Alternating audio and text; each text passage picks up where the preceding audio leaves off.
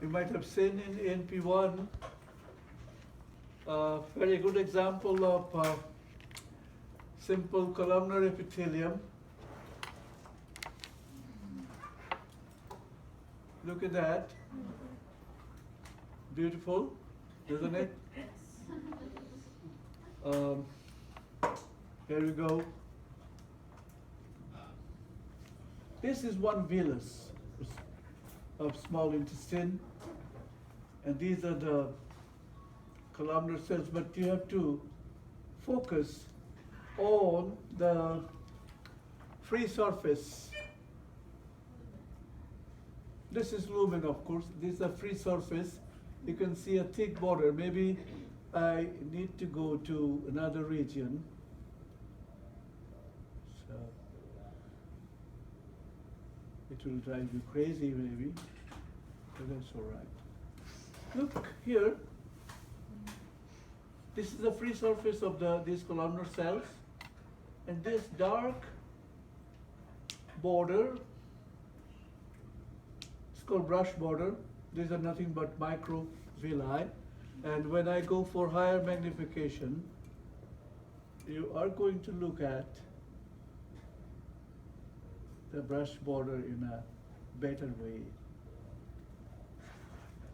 You can clearly see the brush border.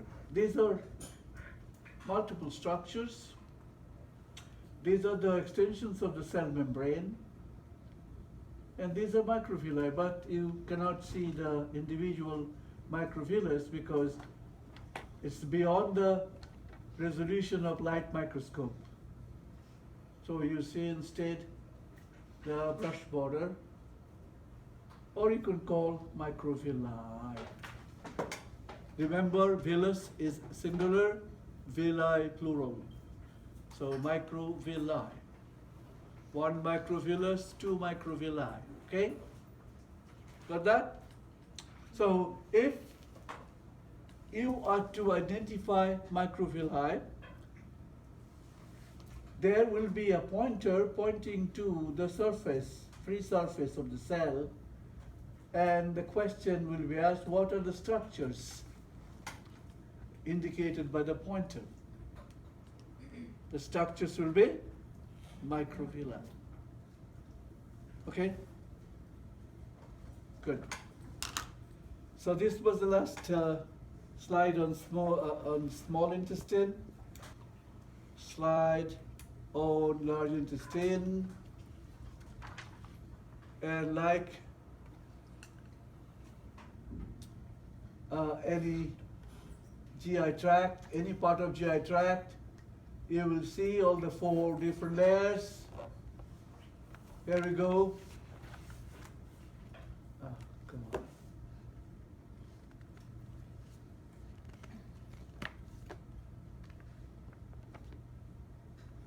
Fantastic. All the 4 different layers, starting from outside. Here's the dark line. Can you see the dark line? That is the serosa. This is low magnification. And this is the longitudinal muscularis. This is circular muscularis. Here is submucosa. And from here to here, mucosa. The mucous membrane, or I can say that mucosa, does not have villi. This is the large intestinal epithelium forming large intestinal glands. These are glands. These are the openings of the glands, and this is the lumen of large intestine. Now, the glands in large intestine or colon are formed of 2 types of cells, just 2 types. If you look at, what is the page number? It's 926 right now. 926, and on the other side? 927. 927. In 927 you can see 2 types of cells. Yes? One is called goblet cell, another is absorptive cell. Okay? So I'm going to focus on that under higher magnification.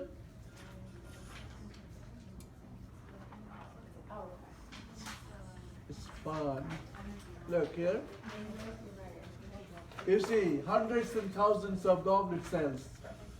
The cells, goblet cells, are stained very lightly. Can you see this? These are all goblet cells, but in between goblet cells are the absorptive cells. So you will see much better under even higher magnification.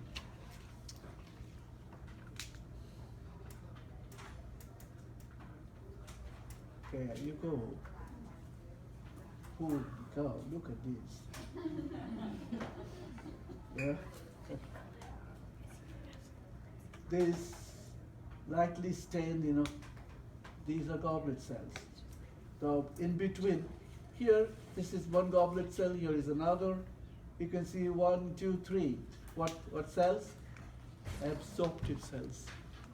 Make no mistake, the goblet cells are present in the small intestine and large intestine.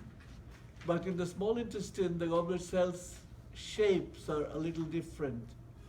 Here you can see how huge the goblet cells are, and because of the content mucus, the staining is light because the mucus does not take up the stain that much.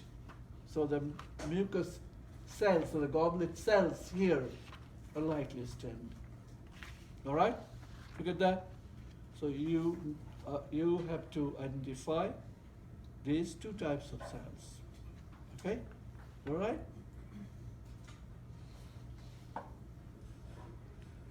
Any question? You see much better now here? Look here, goblet cell. Another goblet cell, but in between, what is that? Absorptive cell. This is one. There are two absorptive cells here.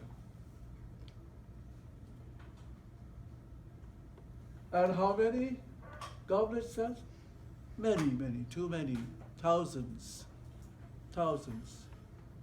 What do? They secrete mucus. What is the purpose?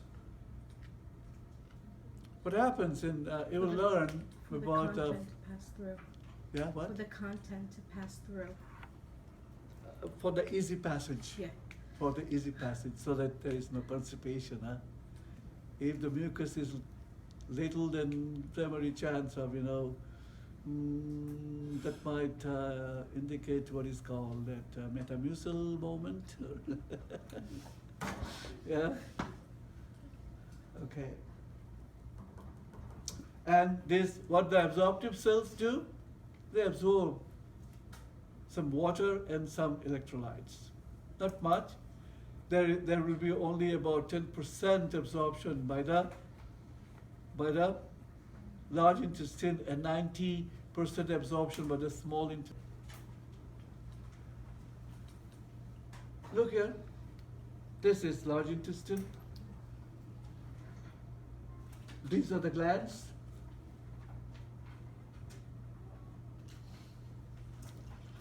And these are the goblet cells and the absorptive cells. So you scan it. Oh my God, look at this. Can you see? From simple columnar to stratified squamous, non-keratinized stratified squamous epithelium.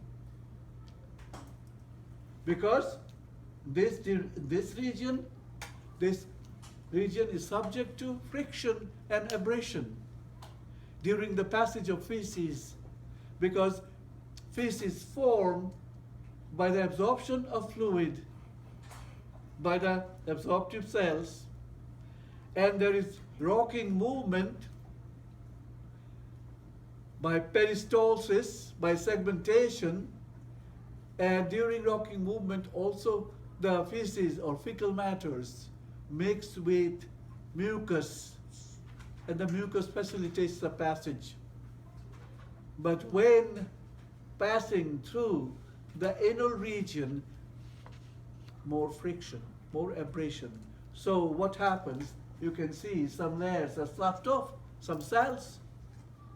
So in microscopic examination of stool, the epithelial cells are present, then you will see all those squamous cells, flat cells, yeah, that are sloughed off as a result of abrasion and friction.